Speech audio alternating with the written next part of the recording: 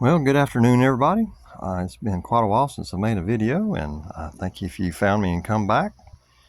One of the main reasons that I haven't made one in a while is I am losing my sight, as some of you may know, and it's getting harder and harder. And my first Bible, well, it got too small to read. The second Bible got too small to read, and I hadn't have the necessary funds to go out and step out and buy a new one, so I kind of had to just put things on hold for a little bit. But shout out to my little sister. Thank you very much for providing me a new Bible. This thing is so brand new, everything kind of sticks together and doesn't have my oily fingerprints all over it. Makes it really easy, but it's probably going to be difficult for me to turn to pages like I have been used to. So but anyway, shout out to my little sister. Thank you. I love you. All right. Today's message, I want to talk about y'all know that I get basis, what prompts me to make a video is from what I hear other people preaching about, okay? And I'm not a preacher. Again, I'm not a teacher for any of you new ones. I'm not a prophet. I'm nothing, all right? I'm just a guy who's known the Lord all his life and loves the Lord and knows his voice and has been taught by our Father in heaven. And I like to help get the truth out, and that truth does not come from men. It comes from God alone. And the one that prompted me to make this video today was actually two of them. One's another subject that I'm going to kind of put in here. If I was a good or a good YouTuber, I guess you'd say, or a content creator, I could have some professionals, doing all this for me with fancy videos and, what have you, memes and whatever, but that's not what this is about. It's about finding confusion from other people claiming to be something other than what they are. The ones that predict certain events to happen in the world, like a rapture at any time, and I can pray against that storm and it'll just calm down. You know who I'm talking about. But this guy in particular, he says his subject or his video was about in the beginning. And he wants to go on and say that in the beginning is a mistranslation. Well, there's a lot of mistranslations in the Bible. It's men. Men are prone to error. So, and there's language gaps, and there's words that are, for instance, in Spanish, that there are no words in English, vice versa.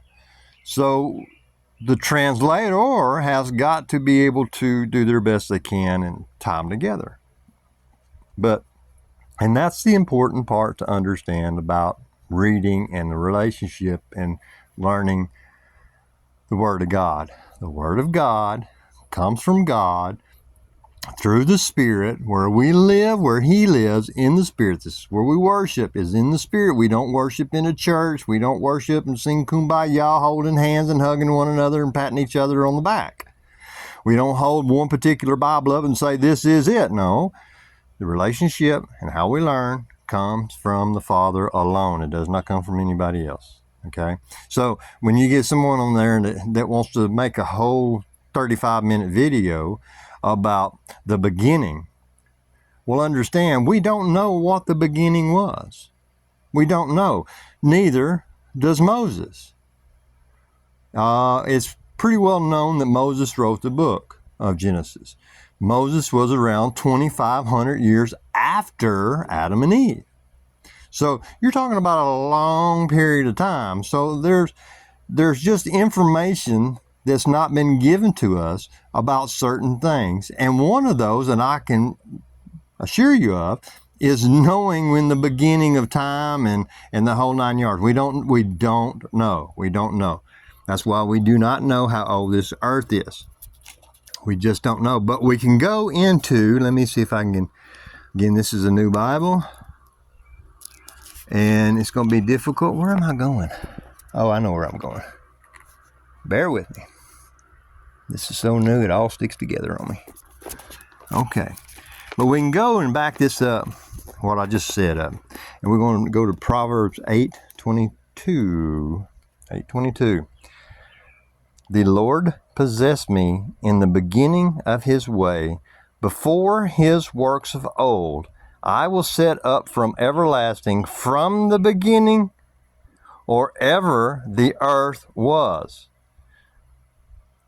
We don't know how old our world is, and when people start arguing and saying that it's 6,000 years old, it's 8,000 years old, it's 43 billion years old, whatever, they're all full of mud. Don't listen to them. Don't get in. Don't take the bait.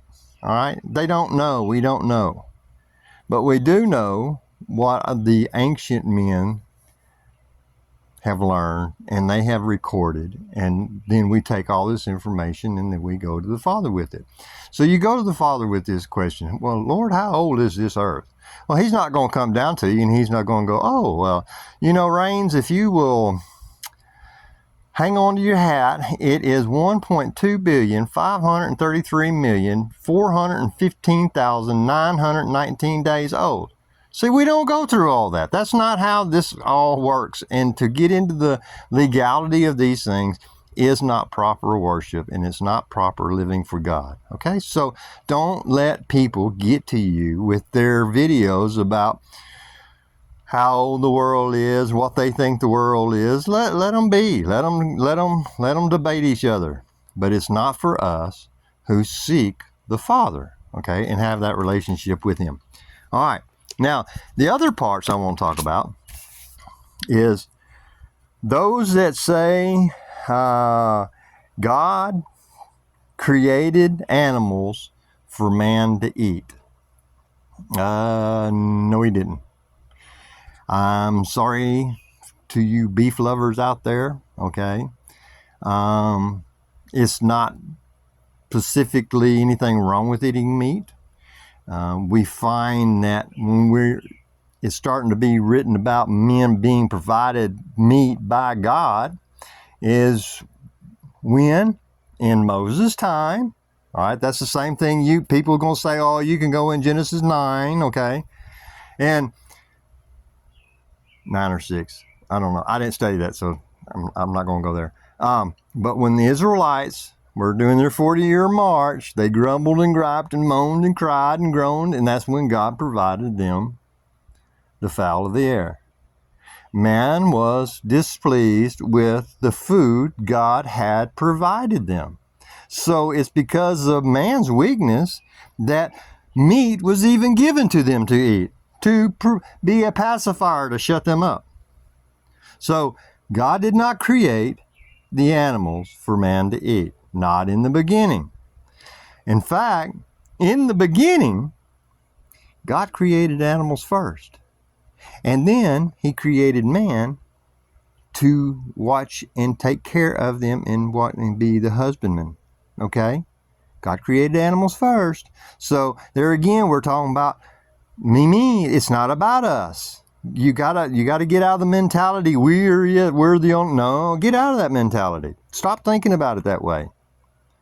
Okay, it's not about us. Now we're going to go, and I'm in Genesis 1, and I'm in okay. All right, no, here we go. And saying here, and God blessed them, and God said unto them, be fruitful and multiply, and replenish the earth, and subdue it, and have dominion over the fish of the sea, and over the fowl of the air, and over every living thing that moveth upon the earth. He has given us dominion, and it's our responsibility to be responsible for this earth. Now, are we, as God's creatures, as those men that were set upon this earth, are we being responsible? I say we are not. We have done a lot of damage. We've caused a lot of harm. So, but that's all going to be corrected one day. So, all right. And then God said, behold, 29, God said, behold, I have given you every herb bearing seed, which is upon the face of all the earth, and every tree in the which is the fruit of a tree, is the fruit of a tree yielding seed. To you it shall be for what? Meat. Okay? And to every beast of the earth, and to every fowl of the air, and to everything that creepeth upon the earth, wherein there is life, I have given every green herb for meat, and it was so. You see, that's part of God's design. So don't let somebody tell you or belittle you or make you feel like that if you ain't eating some big old 72-ounce piece of steak that's still kicking, that you are somewhat less than. Shake them off, walk away from them, ignore them. Okay? Walk away and ignore them. Because, number one, I guarantee if you walked over and asked them if they were Christian, they'd say yes. And number two, all they are is being bullies, okay, and trying to ridicule and laugh at somebody else. There's nothing wrong with eating meat. I like it on occasions. I don't eat a lot of it. I don't eat a lot of anything anyway. Nothing. I really don't. I have a hunter-gatherer lifestyle. I can go days without eating, and I've even gone weeks without eating. Not because I don't have any food, it's because of the lifestyle that I've chosen. I don't need to go to McDonald's and these fast food joints and fill up on this thing 3, 4, 5 times a day. I don't need that 72-ounce steak sitting in my gut trying to digest and no, I'm not interested. You see, it's a lifestyle choice, and that's what I am all about, trying to get y'all to understand. The lifestyle choice we make is to be and serve God and His purpose and His design. Not our desires, not what we so choose to listen to other people say as professionals and tell you this is your life, this is the proper way to live. Leave the people alone. Don't be part of this world. Stay with God. That's my message. All right. Now, I know that's going to make some of you meat lovers upset, but sorry. Again, there's nothing wrong with meat. Nothing wrong with it. I love a good steak, and I like it rare. All right, just for anybody that wants to know, it's rare. And when I say rare, I want 10 seconds on one side and 10 seconds on the other side. That's my rare. Now, that's my choice. So just to get that out there. But I also like all my other vegetables, my fruits and vegetables as well. I like them more than I do eating all that. Okay, I stay away from the processed food. Now, the third part about this video is pharmaceuticals. I was on a channel today, and this doctor on YouTube, won't mention her name, she's a professional. She's probably a Gen Z. Maybe Gen Y. But she's very young, very, very young, or at least she paints herself up to be very young. But she's wearing a coat, white coat. She's professional, and she's telling you that, stay out of the sun, avoid the sun, avoid the sun. Put on sunscreen, go get that chemicals and go put on sunscreen and douse yourself up. And she showed this picture of this man comparing his arms that's been exposed to the elements for 60 plus years and to his legs that only sees daylight when his pants come off at night. And that probably fits a lot of us, okay? But he shows his arms and how they're really, he's been in something. But her whole persona is, she didn't tell us if he worked in the chemical industry or the field that helps or works with chemicals all day long, like lawn care, pest control, oil fields, something that puts you as a man, puts you out there working to keep this world going. All right. She doesn't provide that information. She just tells you to avoid the sun and dope up or, lather up in, the chemicals to prevent sun from getting to your skin. I hate to tell y'all this if you don't know, but she's full of mud. because the sun is where our body gets the most health from. Vitamin D, it's very important. That sun is very important for us. It's absolutely important. So when you're protecting yourself to this point, that you're rather trust the chemicals than you would the nature of the sun, and protect yourself when you get out. You don't go out there and strip down to your drawers and stay out in the hot sun. If you're, a fair-skinned person like myself, that's stupidity. There's common sense involved in everything that we do in life. But the biggest common sense is to learn to have a little common sense and quit listening to some of these people that call themselves professionals. And another one, the tie-in with the video, was a young man, and he's bringing warning about this one particular new drug that's coming out. Oh, check the ingredients on that when you go to the pharmacy. Check the ingredients on it. Don't take it. Don't take it. Well, first off, is there anyone here that has ever gone to a pharmacist and turned the bottle around and see what's in the ingredients of that bottle? Absolutely not. How many of you has even gone home after your doctor prescribed this particular thing and researched and go, wait a minute, I don't know that I want that. Okay? That's trusting in men. And though the young man is right, he's failing to tell you should stay out of the pharmaceutical drugstores as much as you possibly can. Now, I take Advil. Yes, I know, sister, I probably take more than what I should sometimes.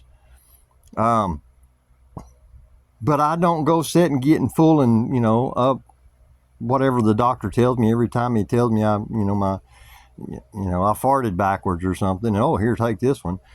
Listen, it's responsibility. It's not just trusting in people and shoving stuff down your throat. All right? Remember, and I can't go without, turning to one of my favorite passages. Jeremiah 17:5. Okay? Where we at? Thus saith the Lord, cursed be the man that trusts in man and makes flesh his arm, and whose heart departeth from the Lord. That's of course, this is the New King James or the King James version versus my older New King James version that I've been studying out of. So you see, we're not supposed to trust in the Lord, and we're not supposed to trust in men. We're supposed to trust in the Lord only. That's the responsibility we have as believers in God and followers of Christ. And we can go to 2 Kings 27. Yep, see, I had that one marked. And Isaiah said, take a lump of figs, and they took and laid it on the boil, and he recovered. See what doctors did? This is the knowledge that they were given. And what was it to use? Figs. Not go down to the drugstore and get some fancy cream, antibiotic, or go get some kind of steroid. This is the nature in which God had created and had men and taught men. And where did all this other stuff come from then? If you take out the book of Enoch, yeah, you can kind of see where you don't ever learn what happened. It's because when Adam and Eve sinned and they were kicked out of the garden, what voice did they listen to? They listened to something other than God. And thus began their problems. Our problems too. Okay? It's medicine. We use it. Let's go over here in Ezekiel. Let's see, 50 or 47:12. 47:12. Where am I at? And by the river upon the bank thereon, on the sides, and on that side, shall grow all trees for meat, whose leaf shall not fade, neither shall the fruit thereof be consumed. It shall bring forth new fruit according to the months, according to their water. They issued out of the sanctuary, and the fruit thereof shall be for the meat, and the leaf thereof for the medicine. Okay? Medicine. Not big pharma, not the hospitals and the doctors and the scientists. They're good. They've come up with some good technology through the years, but that's not necessarily good. There's been a lot of things gone wrong as they practice medicine. You see what I'm talking about? Or do you hear what I'm talking about? As should I said. And this practice of this, we can go all the way back and find in Revelations. Wait a minute, is there something else I wanted to talk to? Okay, let me see. I think there's another one that I wanted to go to.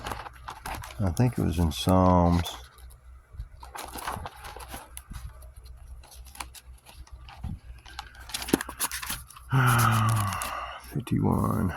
Psalm 51, 7.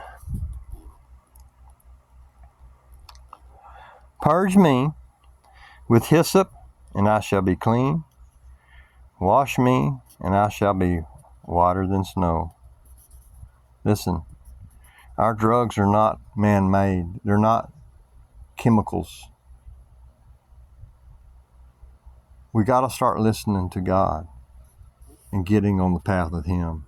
And as I said, we go all the way into the end when we're talking about our new beginnings in Revelation 22.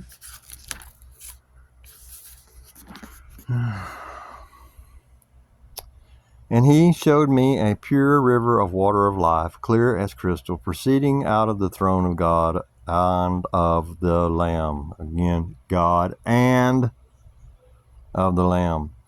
In the midst of the street of it, and on either side of the river, was there the tree of life. The tree of life. Don't ever let anybody tell you that the tree of life is some kind of metaphor. Okay. Which bare 12 manner of fruits, and yield her fruit every month. And the leaves of the tree were for the healings of the nations. And then there shall be no more curse, but the throne of God and of the Lamb shall be in it, and His servants shall serve Him. See, we got to wait all the way into the end before we realize what God has given us is the way it's meant to be. So don't fall for all this junk that you got remember the government pyramid? I guess a lot of you may not even remember the food group pyramid that we're supposed to, have, okay? And what you're supposed to consume. And if you go look back on any videos prior 80 or, let's see, go back and start looking at old videos. I'm not going to put dates on things. Go back and look at some of the old videos. And you're going to find out that people weren't obese, or there were fewer of them. And you look at today, and it's a trend that I would not understand why anybody would want to do, but it's obviously it makes money. I guess people like seeing somebody being, gluttonous and getting themselves to their 300 pounds overweight, and sweating and dancing, and I guess that's what you want to do. I guess that's fine. But you that are doing that and supporting that behavior, don't call yourself Christian and tell others that you're following the path of righteousness, because you ain't. You ain't living right. You ain't living to keep your own body, and you sure ain't helping somebody else by supporting them. Okay, and what does they call it? Mukbang, I guess, is that new word they use for somebody that makes a living out of going to these restaurants, eating, 10 pounds of food in 1 hour or something. Goodness gracious. That's not going to last for long, y'all. That's not going to last. It's not going to continue to last. And if you're unhealthy and you are consuming vast amounts of pharmaceuticals from doctors, then you need to check yourself. Are you following what was given to us by God? Or are you putting your faith in man? Which one do you want to be? I'm going to be skinny. I'm going to probably go hungry sometimes, which I do. I'm not going to live a gluttonous life. I'm not going to waste what little resources I have on other nonsense and supporting other people's bad habits. Okay? I'm going to come here and tell you, if you want to know the truth that is from God, you've got to stop listening and putting your trust in man. Just because they say, "Oh, I'm a scientist," don't give a crap. I think less of a professed educated man than I do any blue-collared man. I guarantee you. Because the majority of professional men ain't got a lick of common sense in their friggin' head, and they practice only what has been passed down through time, and we know that they are still learning and still making mistakes, and because they've become so, how should I say this without really tearing them down? Because if I fall out here on the ground and I break my arm, yeah, take me to one of them, let me, give me something for the pain and set my arm.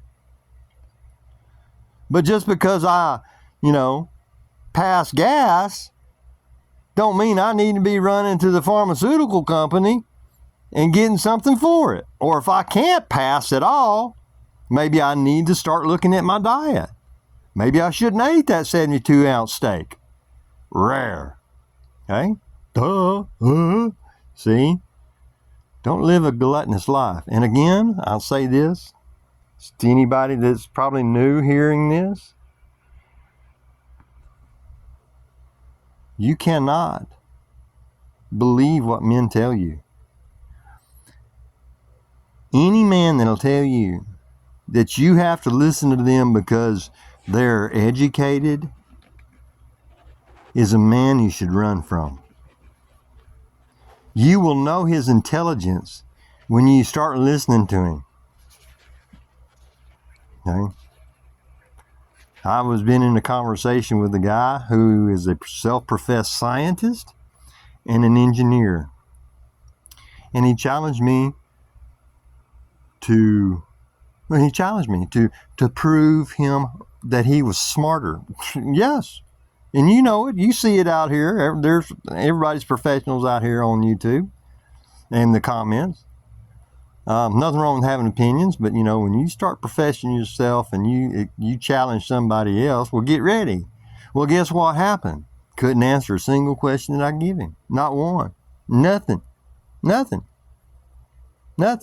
But if I went and asked him, who was the first person to create this, he'd be able to go, "Oh, yeah, I know who did that,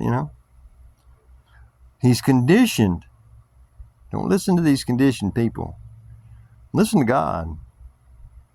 He's our provider. Stick with him. Leave men alone. Learn to go to him. And if somebody tells you because they're a rabbi, a priest, or a monk, or whatever, bishop, or a pope, or I don't care, whatever title they put before their name, just consider them all ignorant and go to the Lord. That's where you do. That's what you do, period. Don't go to men. Go to the Lord. And that's what my videos are about. It's the relationship between you and God. Yes, take this tool. This is a tool. Take this. Read it.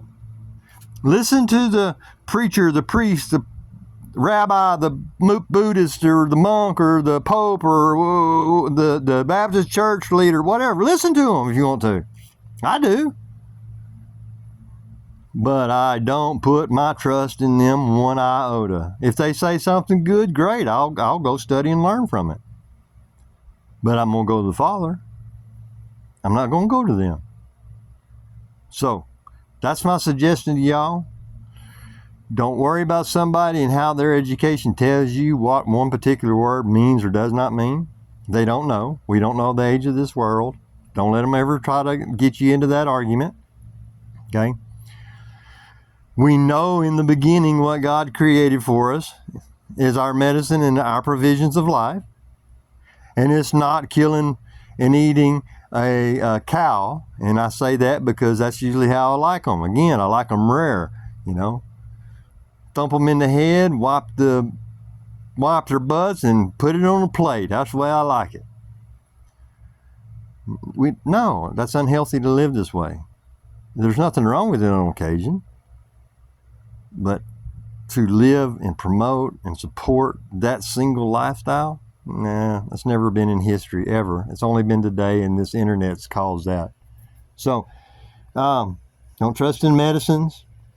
You know, I know people are getting nervous about, passing on. But guess what? Everybody's got to pass on. It's that duty we all must face.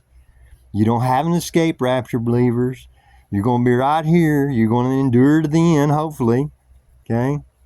It's an adventure. I look at it as an adventure. I'm ready. I'm excited about it. And even with all my other issues that I deal with, I ain't in no doctor's office begging them to save my life. Oh, save my life. Nope, sure ain't. I practice what I preach. Okay? And I ask you to start studying and getting closer to the Father. And if you ain't ready right now, you better, because I'm telling you, the days are getting short. You better start paying attention, and you better find the truth. And you better start calling on His name. His name is Jesus Christ. And you get with Jesus and you say, help me. I want you. I want to follow you. You're my shepherd. You're my leader. I'm listening to you. What do I do? And when somebody says, do you believe in this spirit in the sky? You go, you better believe I do. Okay? And when you confess with your heart that Christ has died for you on that cross and you're not ashamed of Him, He ain't going to be ashamed of you, and He's going to go to the Father for you on your behalf. And He's going to go down and He's going to say, Father, there's this old boy down there, and he calls himself Reigns, and he needs some help. I said, we need to go and start helping this boy. Okay? And next thing you know, you've lived in 50 years, 60 years of your life, and you now have a good permanent walk with the Father. And that's because our Lord and Savior Jesus Christ died. The King of Kings and Lord of Lords is our only true path. And if you go anywhere else, well, take the advice from Jeremiah, what the Lord said in Jeremiah 17:5. Cursed is the man that puts his trust in man. All right. I've gone on now for a little bit. So appreciate y'all if you hung out this far. Y'all get ready. All right. Time's drawing near. Find Father. Find the Lord Jesus Christ. And stick with them and leave men alone. All right. Y'all have a nice and wonderful day. Bye.